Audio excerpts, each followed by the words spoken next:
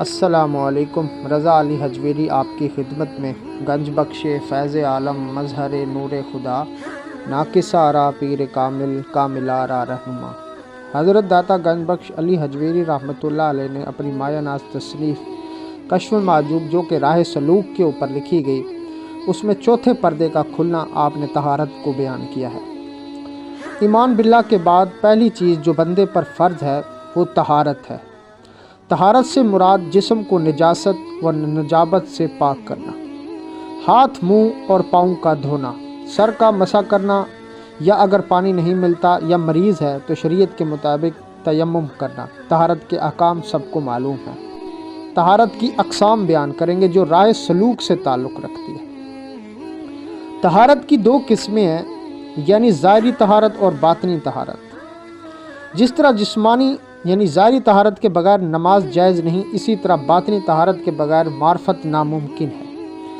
نیز جس طرح جسمانی طہارت کا ذریعہ خالص اور پاک پانی ہے، اسی طرح باطنی طہارت کے لیے خالص توحید کے پانی کی ضرورت ہوتی ہے، جس میں شکوک و شبہات کی ملاوٹ نہیں ہونی چاہیے۔ چنانچہ اولیاء کرام ہر وقت ظاہری طہارت کے ساتھ ساتھ باطنی طہارت یعنی توحید میں منہمک رہتے تھے۔ رسول اللہ صلی اللہ علیہ وسلم نے ایک صحابی سے فرمایا، ہمیشہ باوضو رہا کرو، دونوں فرشتے تمہاری حفاظت کریں گے۔ نیز اللہ تعالیٰ قرآن پاک میں ارشاد فرماتا ہے کہ اللہ دوست رکھتا ہے توبہ کرنے والوں کو اور طہارت کے ساتھ رہنے والوں کو۔ پس جو شخص طہارت ظاہری طہارت رکھتا ہے وہ ملائک اس کو دوست رکھتے ہیں، اور جو شخص باطنی طہارت کے ساتھ یعنی توحید پر قائم رہتا ہے اس کو حق تعالیٰ دوست رکھتا ہے۔ رسول اللہ صلی اللہ علیہ وسلم ہمیشہ یہ دعا کرتے تھے کہ یا اللہ میرے قلب کو نفاق سے پاک رکھ، حالانکہ نفاق کا آپ کے قلب مبارک پر گزر بھی نہیں ہوتا تھا۔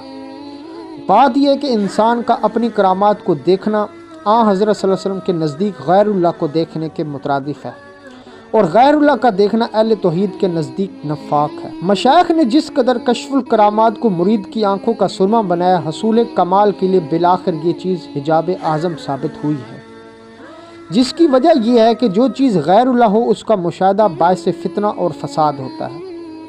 یہی وجہ ہے کہ شیخ حضرت بایزید بستامی رحمۃ اللہ علیہ فرمانے کہ عارفین کا نفاق مریدین کے اخلاق سے بہتر ہوتا ہے۔ اس کا مطلب یہ ہے کہ جو کچھ مرید کے لیے بلند مقام کہلاتا ہے وہ کامل کے لیے حجاب ہے۔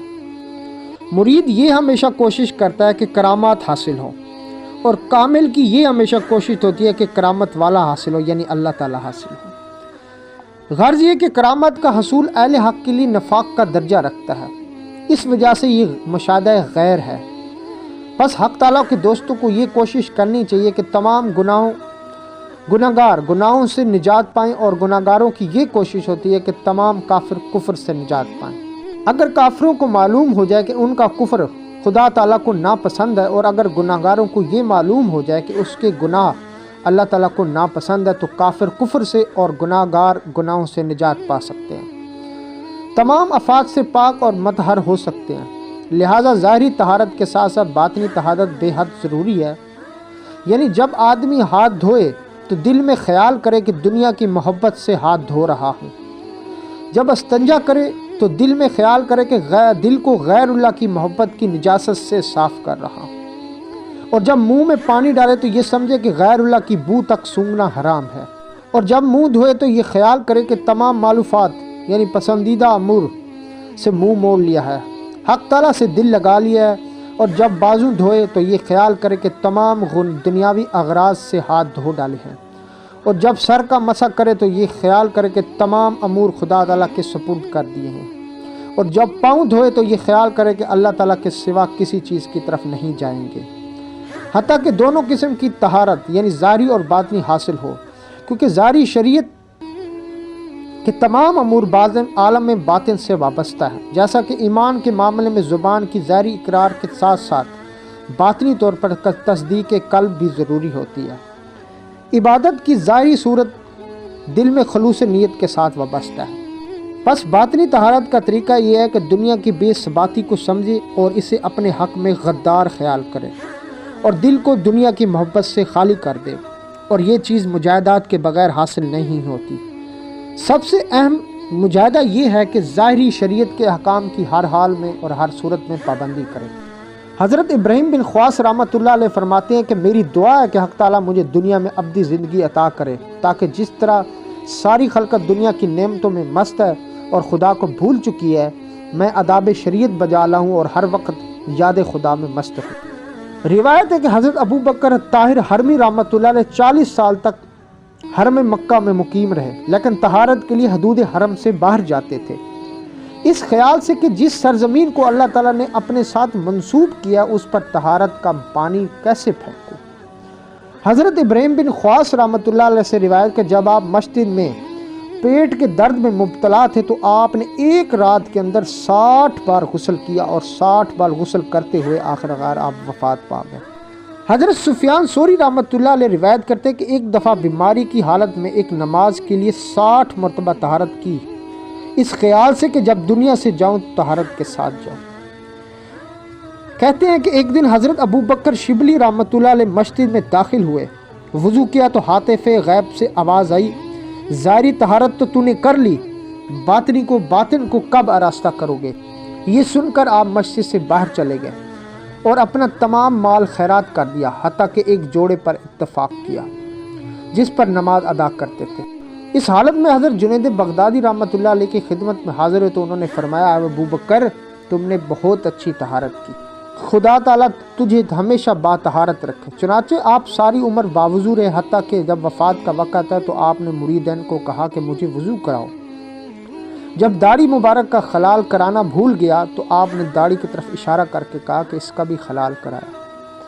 آپ فرماتے ہیں کہ میں نے کبھی بھی آداب وضو میں کوئی ادب ترک نہیں کیا۔ حضرت بایزید رحمۃ اللہ علیہ فرماتے ہیں کہ جس وقت میرے دل میں دنیا کا خیال آتا تھا تو میں وضو کرتا تھا، اور جب آخرت کا خیال آتا تو میں غسل کرتا تھا، اس وجہ سے کہ دنیا حادث ہے اور اس کے خیال کی وجہ سے وضو کی ضرورت ہے، لیکن عقبہ کو بقا ہے، اس خیال سے غسل ضروری ہے۔ طہارت کے موضوع پر مشائخ اعظام نے بے شمار اقوال کی ہیں، جنہوں نے مریدین کو طہارت ظاہری اور باطنی کی تاکید فرمائی ہے، حتیٰ کہ اللہ تعالیٰ کی بارگاہ میں رسائی حاصل ہو سکے۔ جو شخص ظاہری طور پر حاضر ہونا چاہتا ہے اسے ظاہری طہارت کی ضرورت ہے، اور جو شخص باطنی قرب حاصل کرنا چاہتا ہے اسے باطنی طہارت کی ضرورت ہے۔ ظاہری طہارت پانی سے ہوتی ہے اور باطنی طہارت توبہ اور شوق دیدار سے ہوتی ہے۔ جیسے کہ ہمارے مشہور بزرگ حضرت بابا بلے شاہ صاحب رحمۃ اللہ علیہ فرماتے ہیں کہ ململ توندیں گٹے گوڑے پر تیرے منو نہ گئی پلیتی، اور اسی طرح ہمارے بزرگ حضرت سلطان باہو رحمۃ اللہ علیہ نفی اسباد کا ذکر کرتے ہوئے فرماتے کہ نفی اسباد دا پانی ملیا تے ہر رگے ہر جائی ہو۔ یہ سارا کلام باطن اور باطن کی صفائی کی طرف اشارہ کرتے ہیں۔ میرا انداز بیاں اگرچہ شوق نہیں، شاید تیرے دل میں اتر جائے میری بات۔ اللہ تعالیٰ سے دعا ہے کہ ہمیں باطنی اور ظاہری پاکیزگی عطا فرمائے اور اپنے بزرگوں کے نقش قدم پر چلنے کی توفیق عطا فرمائے۔ ویڈیو آپ کو پسند ہے تو چینل کو سبسکرائب کریں، لائک کریں اور شیئر کریں، اور اس متعلق آپ کا کوئی سوال ہو تو آپ کمنٹس میں کر سکتے ہیں۔ شکریہ۔